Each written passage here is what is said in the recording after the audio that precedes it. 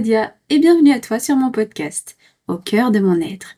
Le podcast bien-être rempli d'amour, de bienveillance et de compréhension, qui, je l'espère, t'aidera à mieux te comprendre, à trouver la paix intérieure et à te sentir en harmonie avec le monde qui t'entoure. Aujourd'hui, je t'accueille dans ce nouvel épisode qui s'intitule Fleurir dans la vase ou comment trouver la paix intérieure dans un monde agité. Nous vivons dans un monde où la négativité semble souvent prédominer. Les guerres, les catastrophes naturelles et non naturelles, les événements négatifs qui nous font peur, qui nous font nous sentir en insécurité constamment. Et malheureusement, certaines personnes en jouent pour nous tenir dans cet état en permanence. Et comme nous sommes des êtres qui avons été conditionnés comme ça, nous ne voyons plus que les problèmes et dans une majorité de cas, nous sombrons dans des abysses de la négativité et de l'anxiété. Mais est-ce que tu sais qu'il est aussi possible de s'épanouir et de trouver la paix intérieure, même si tout nous pousse à croire le contraire? Tel un lotus qui pousse dans la vase, tu as le pouvoir de fleurir et d'illuminer le lieu dans lequel tu es grâce à ta belle lumière. Sache que tu peux transformer ton état d'être. Déjà, en acceptant les événements et en faisant face aux défis lorsque cela est possible. Accepter veut dire être conscient de ce qui se passe, mais être également conscient que parfois, nous ne pouvons pas faire grand-chose. Nous pouvons agir à notre niveau, nous pouvons aider, envoyer de l'amour, dire des mots réconfortants, faire ce qui nous semble juste, sans pour autant culpabiliser de ce que vit l'autre. Pour moi, le meilleur moyen d'aider ce monde, c'est de propager de l'amour et de l'espoir un peu partout où je passe. C'est ma contribution en tant qu'être humain. Et voici quelques conseils pour y parvenir. Comme tu peux le constater, et si tu as déjà écouté mes podcasts, tu verras qu'il y a des outils que j'ai déjà donnés. Ces outils ont une grande importance dans ton cheminement et dans ton épanouissement. Premièrement, cultive la gratitude. La gratitude, c'est magique. Plus tu seras dans la gratitude, plus tu le sentiras. Commence chaque journée en énumérant 3 choses pour lesquelles tu es reconnaissant. Cela peut être aussi simple que d'apprécier un bon repas, une conversation avec un ami ou un moment de tranquillité. La gratitude aide à orienter ton esprit vers le positif. Pour moi, c'est vraiment la clé de l'épanouissement. Deuxièmement, entoure-toi de positivité. Choisis de passer du temps avec des personnes qui te soutiennent et t'inspirent. Limite les interactions avec ceux qui drainent ton énergie ou apportent de la négativité dans ta vie. Crée un environnement positif à la maison et au travail, si possible. Et si tu dois malgré tout côtoyer des personnes négatives, cultive ta lumière intérieure avant de les voir. Sois aussi heureux que possible et ne les laisse pas t'atteindre. Utilise des intentions, visualise positivement ce moment. Dis-toi bien que souvent, ce sont des personnes en souffrance. Elles vivent dans la frustration, elles n'ont pas fait de cheminement personnel. Et que toi, tu n'es pas une poubelle émotionnelle, que tu refuses leur négativité et que rien ne t'atteint. Tout ça dans un état de bienveillance, d'empathie et d'amour.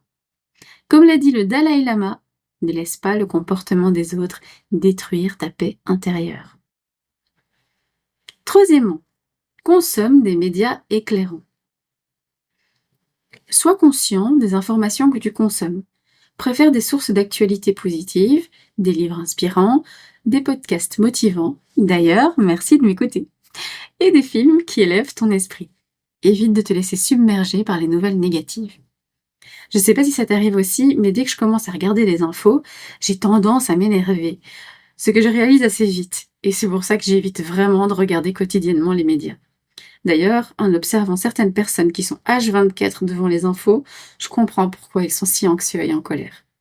Bref, passons au 4e point. Pratique la pleine conscience. Qu'est-ce que la pleine conscience? La pleine conscience consiste à prêter attention au moment présent, c'est-à-dire à nos pensées, à nos émotions et à nos sensations corporelles, sans les qualifier de bonnes ou de mauvaises. Elles aident à se détendre et à composer avec le stress et la frustration. En gros, Observe ce qui se vit en toi et autour de toi, avec conscience que tu es dans l'ici et maintenant, et surtout, ne juge pas ce qui vient. Observe, écoute, respire profondément et ressens. Vis le moment. Cinquièmement, fais de l'exercice régulièrement. Bouge, marche, danse. L'activité physique est bénéfique non seulement pour la santé physique, mais aussi pour la santé mentale. L'exercice libère des endorphines, souvent appelées hormones du bonheur, qui peuvent améliorer ton humeur. Passe aussi du temps à l'extérieur, fais des balades, dans un parc, une forêt. La nature a un effet apaisant et revitalisant qui peut aider à recentrer ton esprit et à voir le positif autour de toi. Sixièmement, utilise des affirmations positives. Réserve des moments chaque jour pour répéter des affirmations positives. Il y en a déjà sur ma chaîne, d'autres sont à venir et prochainement, je proposerai de les adapter au cas par cas. Formuler des phrases comme « je suis capable et résilient »,« je choisis d'être heureux » ou « je vois le bon dans chaque situation » peuvent reprogrammer ton esprit vers la positivité. Septièmement, pratique l'autocompassion. Sois gentil et bienveillant avec toi-même. Reconnais que tout le monde fait des erreurs et traverse des moments difficiles. Au lieu de te critiquer, offre-toi le même soutien et la même compréhension que tu offrirais à un ami. Tu es ton meilleur ami. Donc, huitièmement, célèbre tes succès. Sois fier de toi. Célèbre chaque petite victoire. Reconnaître et célébrer tes réussites, aussi modestes soient-elles, peut renforcer ton sentiment de compétence et de positivité et accroître ta confiance en toi. Neuvième point, crée des rituels de positivité. Établis des rituels quotidiens qui te rappellent de rester positif. Cela peut être une méditation matinale, un journal de gratitude ou simplement prendre quelques minutes chaque soir pour réfléchir aux aspects positifs de ta journée. En adoptant ces pratiques, tu peux commencer à transformer ta perspective et à maintenir une attitude positive, même dans un monde où le négatif semble souvent prédominer. Souviens-toi que le changement commence en toi et qu'en cultivant la positivité, tu peux non seulement améliorer ta propre vie, mais aussi influencer positivement ceux qui t'entourent. Nous n'avons pas à nous infliger la culpabilité.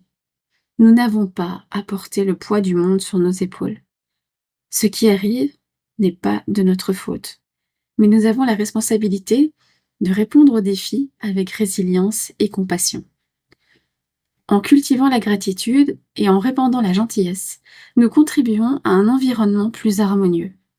Le changement commence en toi, et ensemble, nous pouvons créer un monde plus positif. N'aie pas peur de fleurir dans la vase, et montre au monde que même dans les moments les plus sombres, la beauté et la lumière peuvent émerger. Voilà, cet épisode touche à sa fin. Merci de l'avoir écouté. N'hésite pas à me laisser un commentaire pour partager tes impressions et tes expériences. Je t'envoie plein de positivité et d'amour, et à bientôt pour un nouvel épisode. Prends soin de toi.